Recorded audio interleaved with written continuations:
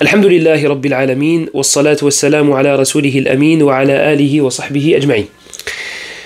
Alors aujourd'hui on a une histoire dans laquelle je pense que beaucoup de personnes vont se reconnaître, nos très chères et bien-aimées mamans et nos grandes mamans aussi. Qu'Allah préserve celles qui sont vivantes et nous les laisse le plus longtemps possible en bonne santé, et qu'Allah fasse miséricorde à celles parmi elles qui nous ont quittés. C'est le fait de jeter de l'eau ou de la nourriture dans les toilettes. Alors il y a une dame qui a été voir un shir pour lui raconter cela, pour lui raconter l'histoire suivante. Elle s'est mise à changer de comportement, de façon de penser, depuis le jour où elle a versé de l'eau bouillante dans les toilettes. Et sans surprise, on le sait maintenant que c'est dû à des djinns qui habitent à l'intérieur. Alors pourquoi j'ai dit même sa façon de penser a changé? Parce que dites-vous qu'il y en a deux qui habitent dans la tête, dans le cerveau maintenant. Donc c'est normal d'avoir des pensées qui sont totalement contradictoires avec votre personnalité. Et je parle pas de wasawis, je parle pas de choses passagères, je parle pas d'un truc qui passe par la tête, non, je parle d'un truc, ça reste dans la tête. Par exemple, quand tu commences la prière, tu ressens c'est comme si tu entendais une voix dans ta tête qui essayait de te déconcentrer, mais cette voix-là est forte. Pareil, des fois tu vas serrer la main à un frère, tu as envie de lui mettre une gifle dans la tronche. Bon, des fois c'est mérité et voilà, il a une tête à gifle, une tête à baffe, mais des fois non. Je rigole bien sûr. Des ressentis assez forts, des ressentis comme ça, des pulsions qui viennent et qui partent. Donc c'est pas un simple wes-wes, c'est pas une simple insufflation, c'est vraiment une pensée qui est forte. Parce que vous êtes deux à habiter dans cet appart maintenant, ou plus. Donc même la façon de penser, des fois des personnes elles ont des pensées koufriya, des pensées qui se dirigent vers la mécréance, mais des pensées assez lourdes et fortes et intensives. C'est pas passagère, c'est pas des pensées passagères, c'est vraiment intensif. Et malheureusement, si on ne s'y connaît pas, on va dire apprends la science. En apprenant la science, ça va diminuer, etc., etc. Ils sont deux dans la tête. Il faut prendre le problème à la racine. Il faut enlever le deuxième. C'est lui qu'il faut dégager. Et subhanallah al-azim, j'ai déjà eu des patients comme ça. Ils me disent voilà, on m'a conseillé, j'ai été voir tel imam, il m'a dit apprends, t'auras moins de wasawis, etc. Je dis alors non, ça s'arrange pas. Ok. Ça fait combien de temps que t'essayes? Ça fait 4-5 ans. Ok. Qu'est-ce que tu as fait à côté? Oui. J'ai fait des livres dans la Aqidah et ça m'a rajouté des ambiguïtés. Ça m'a rajouté... Les livres étaient pour toi? C'était des livres de débutants ou bien t'as pris un niveau trop élevé? Non, des livres de débutants. Bon, il y a un problème. Et alhamdoulilah, au bout d'une semaine, au bout de 6 jours pour être plus précis, ce frère-là, le frère que j'avais en tête lorsque je parlais de cette histoire, mais il y en a eu plusieurs. Mais ce frère-là, au bout de 6 jours, il m'a dit c'est parti. C'est complètement parti. Donc, il y en a deux dans la tête, il faut prendre le problème à la racine. Et si tu lui apprends la aqid al-wasitiyya à ton djinn, peut-être qu'il ne sera pas trop intéressé. Qui sait. Donc, cette dame, cette sœur, a versé de l'eau bouillante dans les toilettes. Et depuis ce jour-là, elle a changé. Elle ressent beaucoup de peur, beaucoup de crainte, mais elle n'a jamais changé de voix. Voilà, si c'est ça que... Elle n'a jamais changé de voix. Donc, pour les gens, c'est subtil. Ouais, c'est peut-être psychologique, c'est peut-être autre chose, c'est peut-être. Sauf que la personne, elle est en Égypte. Donc, il y a beaucoup de personnes qui font ruqya, il y a beaucoup de mashayikh, etc. Donc, pourquoi pas aller voir un shir pour lui exposer la situation. Et en lui exposant la situation au shir, il voyait clair. Il voyait clair qu'il y avait quelque chose, mais comme c'est un monde invisible, ça reste approximatif, donc il va falloir tester. Et ici, j'aimerais parler d'une chose avant de parler de l'histoire. Subhanallah al-azim, notre religion est complète. Il n'y a qu'à appliquer. Il n'y a qu'à appuyer sur le bouton. Même comment aller aux toilettes, même comment faire ses besoins, même comment rentrer, même comment sortir, toutes ces choses-là, tous ces éléments-là, nous les avons dans notre dîn. Nous les avons.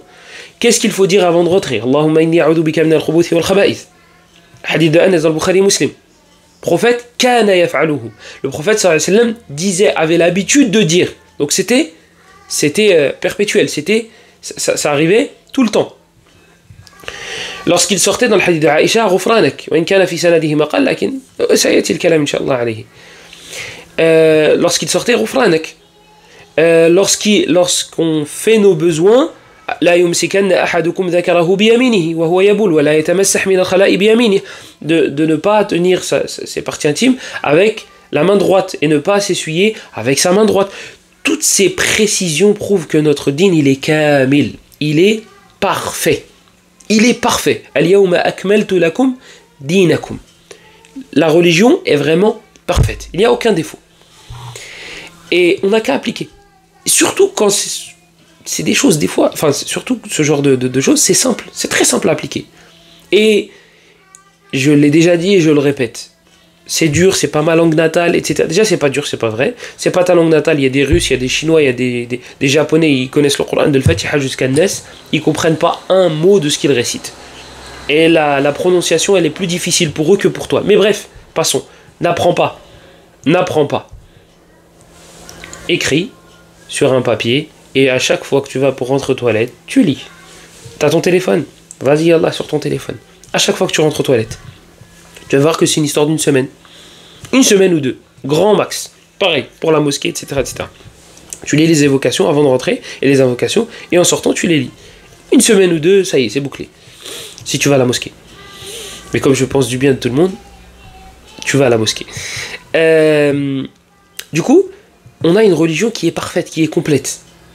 On sait comment faire. On a juste à appliquer. Mais, ouais, je sais, mais bon. Hein, on sait, mais on fait. Là, on sait mais on fait pas. Pareil pour la basmala, pour le fait de dire bismillah avant de se déshabiller, avant de rentrer aux toilettes aussi, même si le hadith laisse à désirer. Et pareil, on en parlera inshallah. Hadith de Ali, le hadith de Anas. Hadith Anas, c'est زيادة البسملة شاذة. بسم الله اللهم إني أعوذ بك من الخبث والخبائث شاذة. ولكن جاء في حديث علي رضي الله عنه وهو أقل منه ضعفا ستر ما بين أعين الجن وعورات بني آدم إذا دخل أحدهم الخلاء أن يقول بسم الله. Donc tous ces éléments-là qui sont faciles à appliquer, très faciles à appliquer. Mais, encore une fois, ça prouve aussi que notre religion est complète. Même ces choses-là, eh bien, Al-Shar' est venu nous diriger et nous dire, faites comme ça, ne faites pas comme ça. Avec quoi vous essuyez? Un hadith d'Abdullah ibn Mas'ud, Hada Rix, quand il est venu avec un crottin. Hadith de Abu Huraira dans Sunan Abi Daoud, quand le prophète sallallahu alayhi wa sallam a dit Innama ana lakum bimanzilati alwalidi u'allimukum wa kana ya'muru bi thalathati ahjar wa yanha 'anil rawthi wal rimma. Combien de fois s'essuyer? Vers quelle direction on n'a pas le droit de faire nos ablutions? إذا أتيتم الغائط فلا تستقبلوا القبلة ولا تستدبروها ولكن شرقوا أو غربوا. Hadith dans le Bukhari Muslim d'Abu Ayyub. Bref, tout ça pour vous dire, on a une religion qui est complète. Et pour les arabophones, je vous invite à lire un hadith. Oui, un hadith. Lisez les hadiths.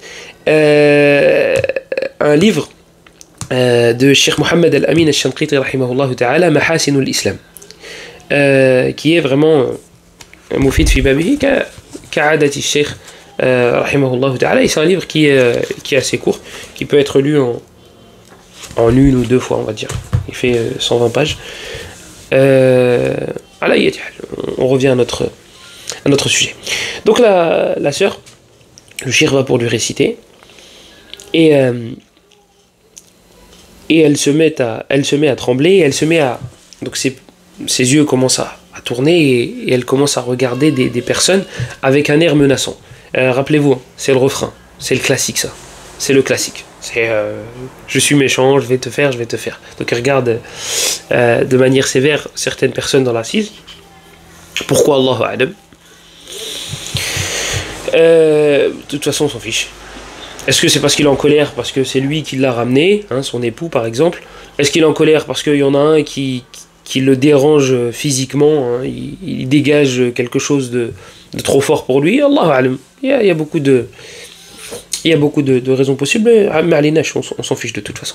Donc le cheikh commence à réciter, et le djinn fait surface, et il dit Hiya dhalima. Hiya dhalima. C'est elle l'injuste. C'est elle qui a commis une injustice. Sans surprise. sans surprise, tu balances de l'eau bouillante dans des toilettes. Et طيب, je continue et après je vais faire faire mes commentaires. Donc le cheikh il lui dit Man hadar, qui est là, qui est avec nous. Donc le djinn il lui donne son nom. Je vais pas me casser la tête à le lire parce qu'il fait mal aux yeux, il pique les yeux le nom. Et il dit Hiya zalamatni, c'est elle qui a commis une injustice envers moi. Wa hiya muta'addiya, mu'tadiya, pardon. Muta'addiya ça veut dire autre chose. Mu'tadiya. Donc c'est elle qui a dépassé les limites, c'est elle qui a commis une injustice. Ana maridun min yawmiha, je suis malade depuis ce jour-là. Donc c'est le djinn qui parle. Le cheikh il lui dit comment elle a commis une injustice envers toi. Il lui dit elle a versé de l'eau bouillante dans les toilettes et j'étais là. Le cheikh il lui dit est-ce que tu sais qu'on ne te voit pas? Donc cette dame, cette sœur, quand elle a fait cela, elle l'a pas fait volontairement. Donc en gros, pardonne-lui. Donc comment elle aurait pu te voir, Et là le djinn, qu'est-ce qu'il lui dit? Il lui dit Hiya lam tusammillah, elle n'a pas prononcé le nom d'Allah. Et elle est rentrée d'un coup aux toilettes et elle a balancé son eau. Ça veut dire que lorsque tu dis Bismillah, au moins ils vont entendre, ou bien ils vont se pousser et ils vont pouvoir éviter, même si on ne jette pas de l'eau bouillante dans les toilettes, jette-le autre part. Il dit Walam tatalaffadh bi kalimah, elle n'a prononcé aucune parole. Donc on l'a pas vu venir, on l'a pas entendu arriver. Wa kanat al mufaja'a, et elle dit j'ai été surpris avec l'eau bouillante. Il dit j'ai été châtié avec cette eau. Du coup ça m'a fait extrêmement mal. Donc le cheikh lui dit écoute, elle n'a pas fait exprès. Donc maintenant qu'elle le sait, elle ne refera pas l'erreur une seconde fois. Mais en restant dans ce corps, cette fois-ci, si tu restes là, ce sera toi l'injuste. Et il lui dit est-ce que tu veux qu'on lui fasse quelque chose? Est-ce que tu veux qu'on te venge concernant cette dame-là, alors qu'elle n'a pas fait exprès? Et ça me fait penser à un frère quand j'avais récité, et le djinn qui a parlé, il a dit je le laisserai jamais, je vais lui gâcher sa vie. Alors le mot gâcher, enlevez-le et mettez le mot le plus vulgaire que vous connaissez. C'est ce mot-là qu'il a prononcé. Je donne un indice, c'est une marque de vêtements. Et j'étais étonné. Parce que il a dû te faire une dinguerie pour que tu veuilles lui gâcher sa vie et que tu sois déterminé. Je lui dis, qu'est-ce qu'il t'a fait? Je lui dis, si tu veux, je te venge. Qu'est-ce qu'il t'a fait? Il réfléchit comme ça. S'il réfléchit, je sais pas s'il a une cervelle, celui-là en tout cas. Il me dit non, il m'a rien fait. Je dis alors pourquoi? Et après il me répète en souriant, il me dit je vais lui gâcher sa vie. Il n'a pas dit gâcher. Je dis moi je vais te gâcher la tienne. Par contre moi j'ai dit gâcher parce que je dis moi je vais te gâcher la tienne. Je lui dis et puis il faut changer ta façon de voir les choses. C'est toi qui es en train de gâcher ta vie. Ça me fait penser à, je sais plus si c'est l'Ahnaf ibn Qais ou bien ils le mettent dans les histoires à côté de celle de l'Ahnaf ibn Qais. Un homme à qui on a dit la asubbannaka sabban yadkhulu ma'aka qabrak. Dit je vais tellement t'insulter. On a dit à un homme je vais tellement t'insulter que tu vas t'en rappeler dans ta tombe. Ça va rentrer avec toi dans ta tombe. Ces insultes-là ils vont rentrer avec toi dans ta tombe. L'homme calme et doux et gentil. Bon, je me suis montré mais tout sauf calme. Donc l'homme calme et gentil, il lui a dit yadkhulu ma'aka la ma'i. Il dit ça va rentrer avec toi, pas avec moi. C'est avec toi que ça va rentrer, parce que c'est tes péchés. Moi ça va se transformer en hasanat. Ou sinon, je vais te passer mes péchés. Donc c'est avec toi que ça va rentrer, pas avec moi. Là, il faut changer la vision des choses. Le djinn, il dit au patient, je vais lui gâcher sa vie. Il lui reste combien de temps à vivre? 60 ans, 70 ans, 80, 100 ans, 1000 ans. Il va vivre autant de temps que Nouh. Il va finir par mourir. Toi, c'est pareil. El hisab. Et là, tu vas payer. Lui, ça va se transformer en hasanat. Toi, ce sera des péchés. Tu devras rendre des comptes. Et lui, des hasanat pour lesquels il ne se sera pas fatigué. Donc, c'est lui le miskin. C'est pas lui. C'est le djinn. C'est le zalim. Et certains plus prédécesseurs disaient, lorsque quelqu'un me fait une injustice, rahimtuh. Je lui fais miséricorde. J'ai de la peine pour lui. De la peine ou de la pitié même. Hein? C'est pas exactement la même chose, mais on est plus dans la pitié que dans la peine. Donc, il faut changer la vision des choses. Une sœur, récemment, elle m'a appelé, elle m'a dit qu'une personne l'avait demandé en mariage il y a plus de 20 ans. Et elle a refusé.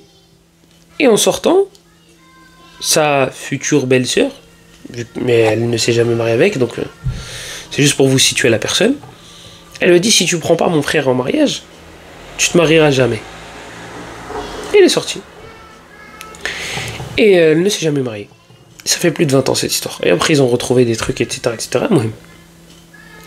Vous pensez que la miskina c'est la dame qui ne s'est pas mariée parce qu'elle n'a pas d'enfant, parce qu'elle a plus de 50 ans, etc. Là, wallah.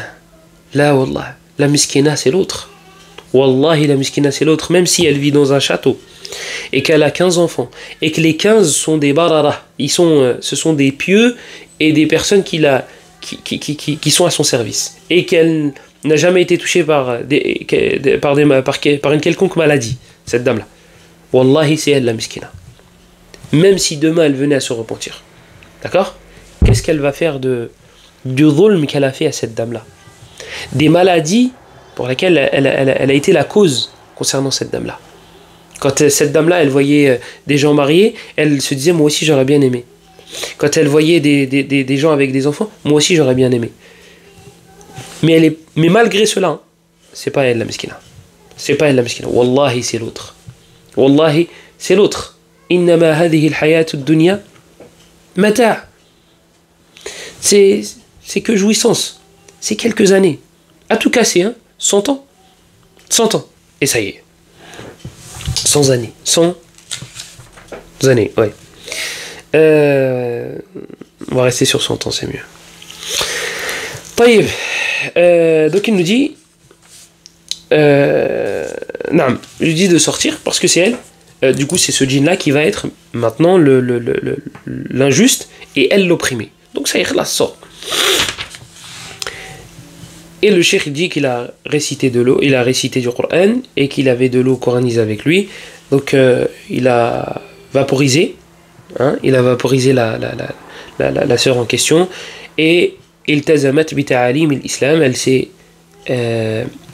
était assidue après cela aux préceptes de l'islam comme at-tahara, comme la purification, comme la salat, comme le dhikr et les évocations et les invocations à faire avant de rentrer aux toilettes. Et alhamdulillah, choufiyat, elle a été guérie par la grâce d'Allah subhanahu wa ta'ala. Il y a quelques commentaires que j'aimerais faire. Tout à l'heure, j'ai dit que des fois, elle regarde la patiente, ou le patient en général, regarde avec un air menaçant certaines personnes dans la pièce. D'accord?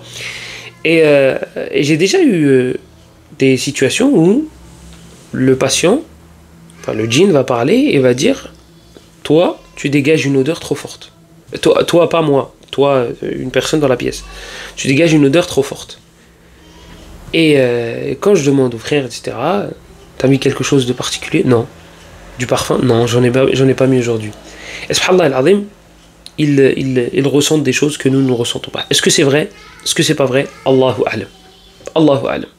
Mais en tout cas, c'est vrai que c'est assez récurrent.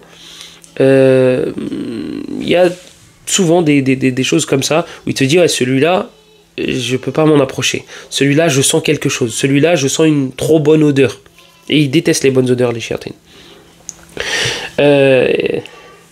Une fois, j'ai amené un de mes cousins bah, plusieurs fois même, et il sortait de la pièce à la fin de la ruqya, il me dit je suis dégoûté, le djinn il a pas dit que j'étais bien, il a pas dit, moi je voulais qu'il dise que wow, il voit de la lumière, etc., etc. Autre commentaire que je voulais faire, il y a certains patients qui restent très longtemps aux toilettes, d'accord, donc ils savent pas qu'ils ont quelque chose. Et pareil, il y a eu un patient qui m'avait dit qu'il restait une quarantaine de minutes aux toilettes. Donc sa mère m'avait dit, la mère du patient, m'avait dit qu'il restait une quarantaine de minutes aux toilettes. Donc j'ai parlé au petit, à l'adolescent même, et je lui ai demandé comment ça se fait que tu restes autant de temps. Et lui, il ne savait pas qu'il avait quelque chose à ce moment-là. Il me dit non, pour moi, je reste pas 40 minutes. Il m'a dit, je t'explique. Il m'a dit, moi, j'ouvre le robinet. Donc il va aux toilettes. Il dit j'ouvre le robinet et je reste debout devant et je vais pour faire mes ablutions et j'entends toquer mais fort. Sors, ça fait une demi-heure que t'es dedans. Il dit sauf que pour moi je viens juste d'ouvrir le robinet. Il me dit j'ai souvent des moments où c'est comme si j'étais plus conscient et le moment où ça toquait je me réveille. Il dit ma mère elle me dit ça fait 40 minutes. Il dit mais pour moi je viens de rentrer. Et il ferme le robinet, il fait pas ses ablutions et il sort. Je dis pourquoi tu fais pas tes ablutions? Il me dit il y a quelque chose qui m'en empêche physiquement. Comme quand il faisait la prière, il dit j'arrivais pas à dire Allahu Akbar. Donc je disais Allah, par exemple. Il dit j'arrivais pas, il y a quelque chose qui m'en empêchait. Et après, alhamdoulilah, on a pu discuter avec son djinn. Et on n'a pas que discuté, mais on a pu, alhamdoulilah, s'en débarrasser grâce à Allah. سبحانه وتعالى الفضل لله وحده هذا والله أعلم وصلى الله وسلم وبارك على نبينا محمد وعلى آله وصحبه أجمعين والحمد لله رب العالمين